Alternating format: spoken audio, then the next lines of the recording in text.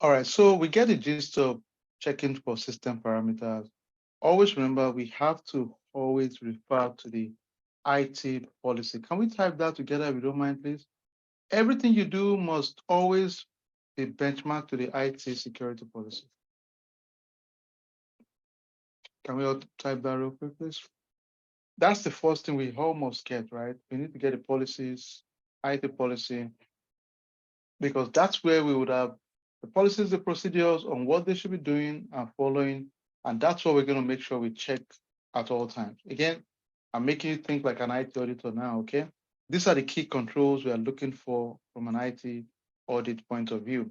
One thing I'll throw out, remember again, is, in the past, the challenge I've seen in audit is documentation. That issue is no longer the case. 90% of that problem is solved, in my opinion. Put your words together, use AI to modify, to make it sound good, go through it, and your deliverable will be much more perfect, in my opinion. All right. Another thing we do is privilege access review. And mostly what we do here is to check for obtain list of privileged users and review those users for appropriateness. For example, I want to know who are the Unix administrator. Unix is an operating system that is critical, or it could be database. Database is just a storage repository, right?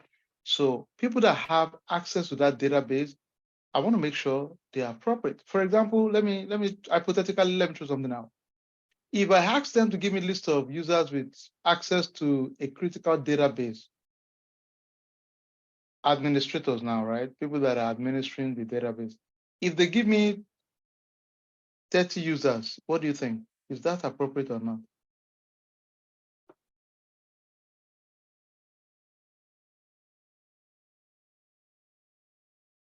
Okay. If they give me 3 users or 5,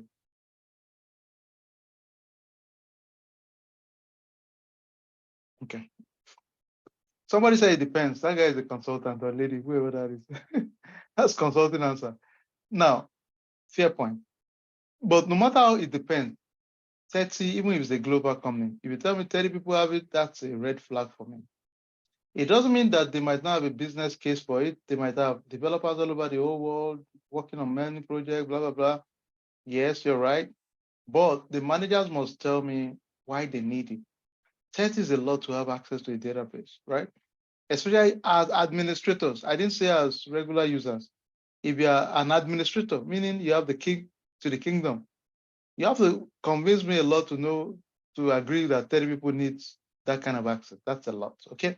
Now, like I said, I won't say it's not possible, it's possible. If the business case makes sense, maybe they're doing the announcement, there's an emergency, they're fixing stuff, blah, blah, blah. And after that, we still need to go in and make sure they did not do something that is inappropriate, right? Somebody must go in to review their access, okay? All right, so new user access policy, the gist of this is obtain a list of the new users, add them during our audit period, select appropriate sample, and determine that there was appropriate approval granting them access based on their job function in the request form. So it's not enough to just tell me, you're looking at, my giving me access. Is the access appropriate? The bottom line is I want to check manager signature, make sure they approve it, they reviewed it before they approve their access. So that's really the gist of new user access, to be honest. Transfer, like we stated before, their role should not create additional layer of conflict of interest or access creep, within the organization.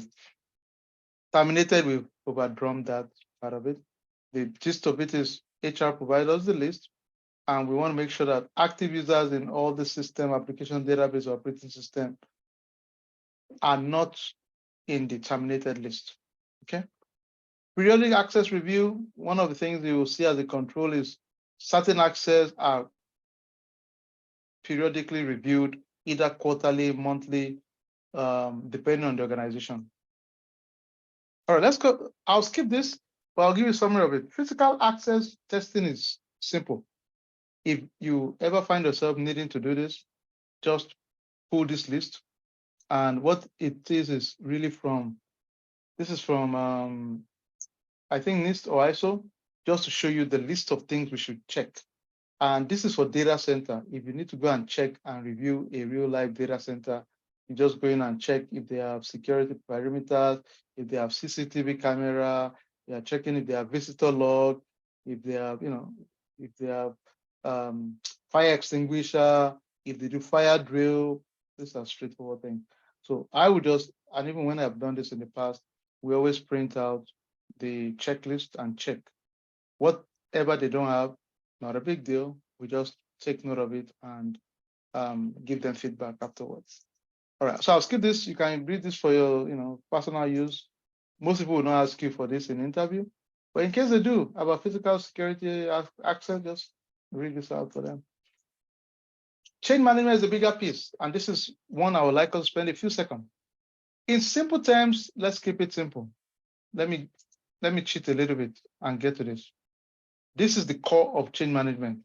Whatever changes is made within your organization, the question is, was the change authorized, tested, approved, monitored, and is there proper segregation of duty? This is the core of change management. Changes made within your organization, right? Was it authorized? Who tested the change? Because sometimes you don't test the change, it can break your system. Who approved the change? Who monitored the change? Then segregation of duty saying that, is it the same person that authorized the change, that tested their change and approved their change? That happens a lot. So let's pause here. Please, everybody, I want you to do this. This is one of the things I want us to do again, real quick. I want us to type and say, in change management, I want you to say, who authorized? Can we all type that, please? Who authorized, tested, approved, then if the change monitored, and is there SOP? Can we type that real quick, please? In an interview context, I would say, well, I perform change management, and in change management, I want to ensure all changes were authorized, were tested, was approved, there's proper monitoring done, and there's appropriate segregation of duty done within the changes also. The changes could be anything: database change, application change, infrastructure change, cloud service change, whatever it is. This is the principle of change management in general. Authorization, tested, approved, monitors, and is there segregation of duty issue? Can we all type it if you don't mind? We have 50 of us on the call. Let's go. Type. Please trust me on this. When I ask you to do it, just do it. Type. Because I know these are the mental areas you need to make yourself comfortable with. Because really, when you do your change management test, this is what you're looking for. You're checking, you create tables, authorized, if it is yes, tested, yes, monitors, yes, approved. These are the things you're checking in change management, really. Some of us are auditors on this call, and you guys can testify. These are the core areas within change management. If you think otherwise, ping me, let me know, and we can always brainstorm on that. But this is the core, really, of it. The only thing I've seen change in my world compared to now is just cloud. There may be AI. With cloud, the fundamentals are still the same thing. They might just have different elements of what is changing in the cloud. Okay, let's go. The next one is IT operations. Now, in IT operations, there are three elements. Number one, backup and recovery. In simple terms, we are saying if we have proper backup. But it's not enough to have backup. It's also equally important to make sure that we have recovery test done. So in IT operation, number one is backup. Do we have backup? Okay, so backup is a big one. These are some steps you can take a look. The next one is job scheduling. Only appropriate users have ability to make changes to job. Let me ask you, somebody will say, okay, dude, what the heck is this old job stock? Okay, think about it. All of us every 2 weeks, if you are working in an organization, it will prompt you to payroll, right? The question is for the payroll that automatically comes, it's a job that is scheduled to run, to trigger, to go to your account and pull money from your company's account, send it to your own personal account. It's a job running every 2 weeks. Imagine if somebody can delete that job. Let's think together. Because the job, anytime you hear the word job, it's just a program running somewhere in the background, right? Some of the jobs we have today would be, your antivirus run at certain time, right? If you use an EV car, certain time it's running checks or whatever it is. Those are jobs. Imagine someone that can delete those jobs. Think in your mind. So in our case, we're thinking about most times financial relevant jobs. Who are the folks that have access to make changes to those jobs, right? Then another thing I would like us to think about is many times, imagine you sending a message to, sending a message out and you realize you don't get a confirmation if it was sent or not, right? That's a big deal. It means, how do I know if it was sent?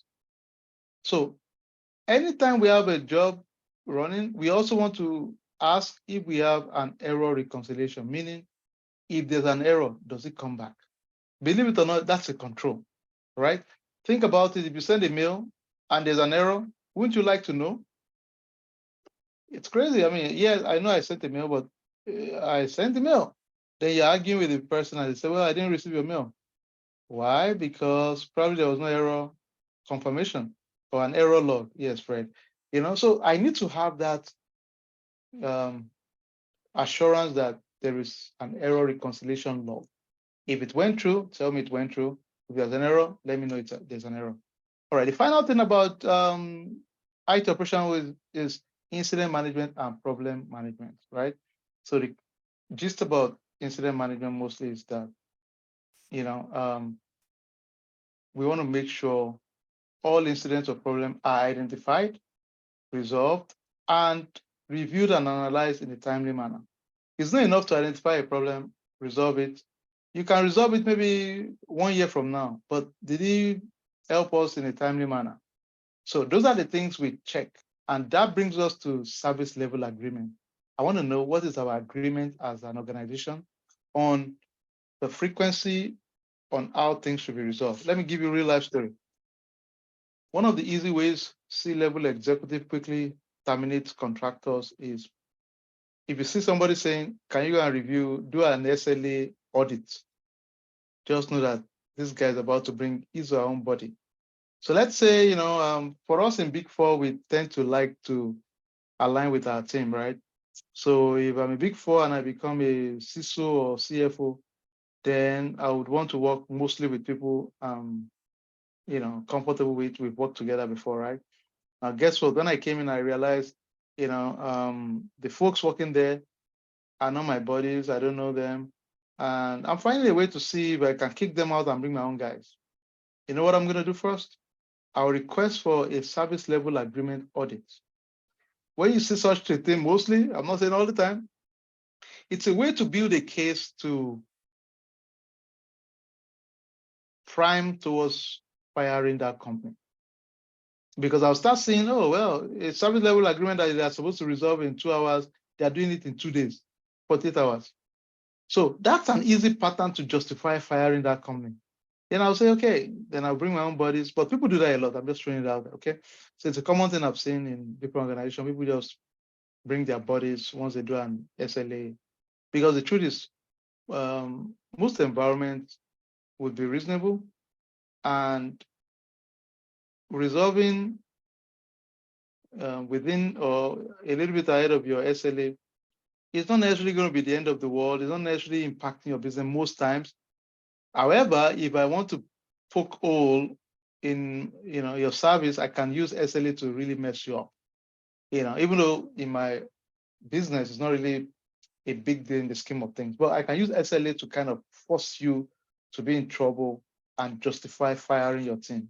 So just something to put in mind. All right. I'll talk about interface testing. Now, this is not really always applicable, but just for people that want to get into IT testing stuff, IT audit stuff. Interface in simple terms is just, there are key elements there. You're saying there's an input, a transmission, and an output, right? You're receiving and sending certain information. So you're doing data validation, reconciliation, you're making sure there's an encryption process in place, there's an hash total, blah, blah.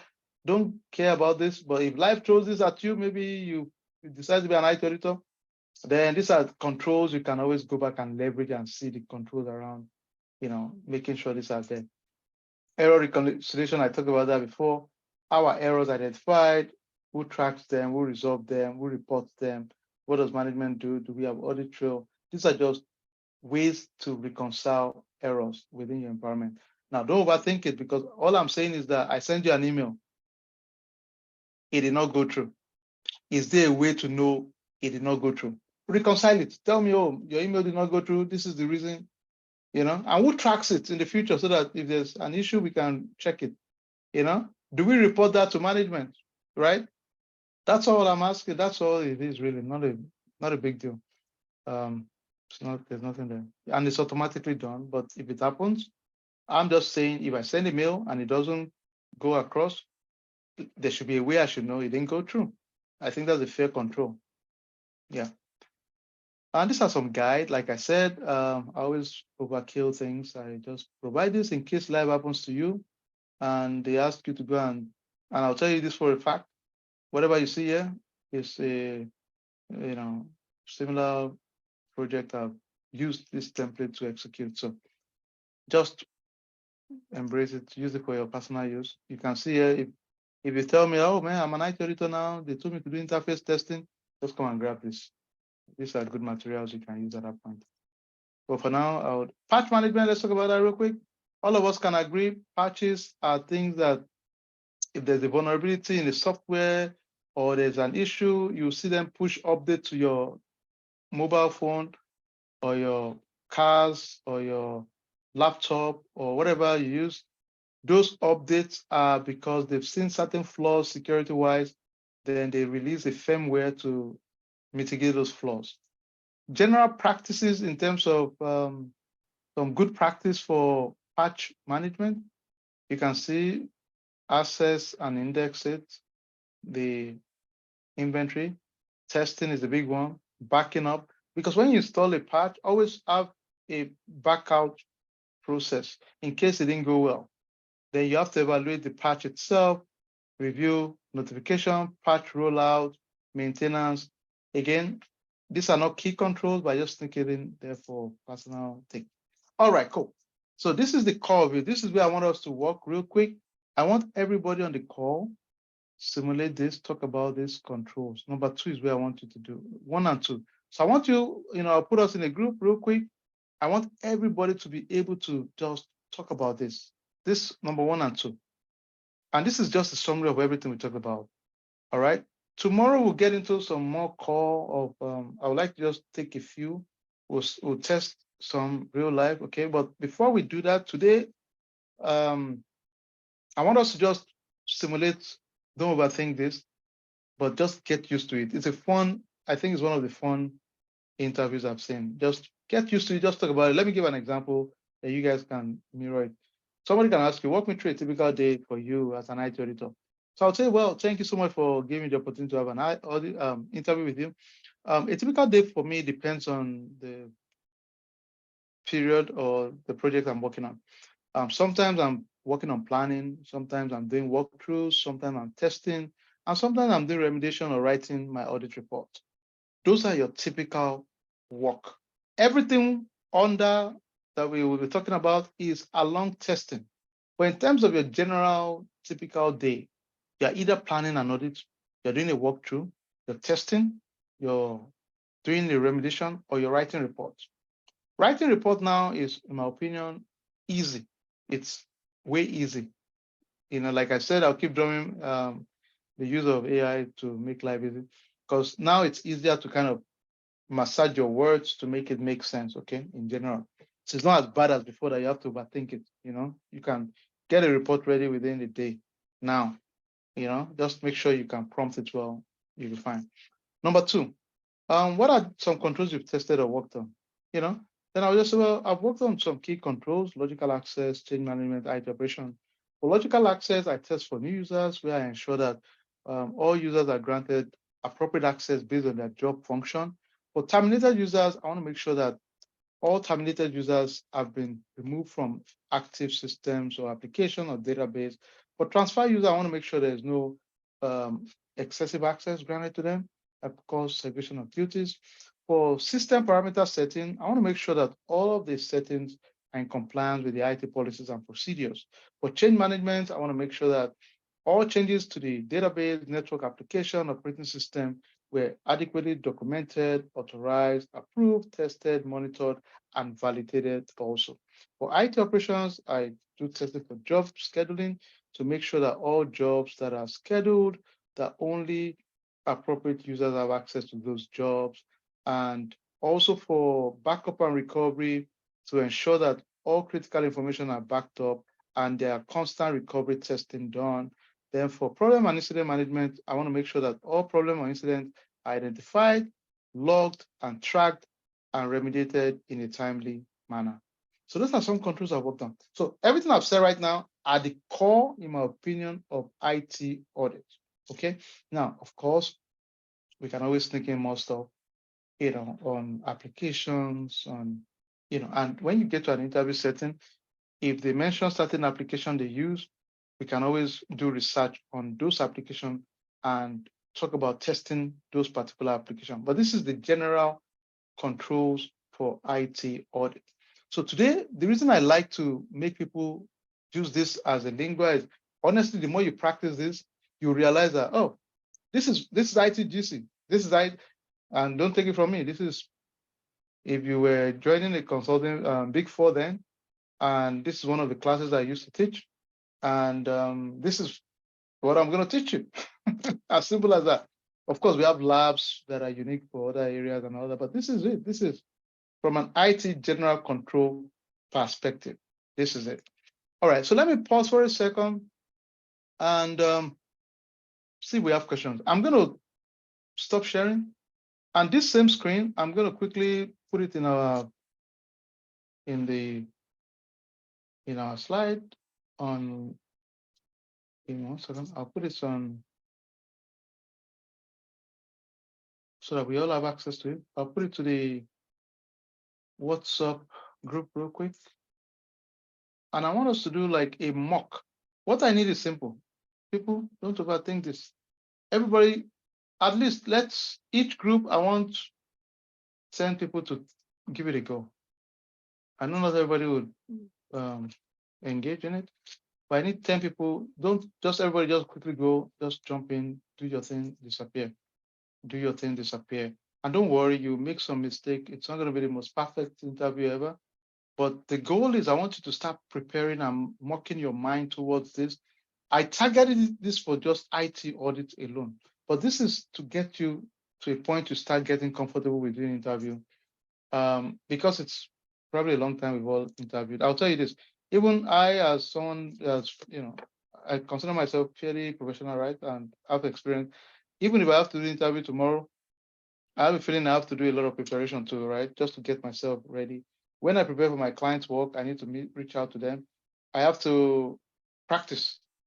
And believe it or not, before I come to a class like this to speak with you all, most of you are so smart, smarter than I am, but I have to practice really to make sure I don't say nonsense because you guys will call my BS out. So I have to also practice. So the same thing you're doing is you have to, if you're interviewing, right, just practice.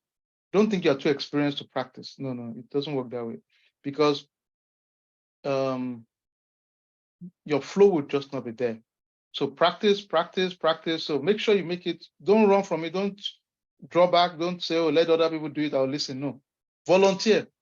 And folks, just be a cheerleader. If somebody makes a mistake, just, give them healthy, good feedback. Don't break the spirit. Just let's have fun with it. So let's do that for the next 20 minutes. Let's make sure, give me 10 minutes extra today. So just everybody make sure you sneak in. everybody should not use more than 2 minutes. If you use more than 2 minutes, we would say, please, if you don't mind, just you guys, whoever is moderator at the group, just remind them that we all have just 2 minutes. Just go through it together, be fast, enjoy it, and ride with it. All right, let's do that for the next 20 minutes, and we'll be back. Let me make sure we can all share. I'll stop recording.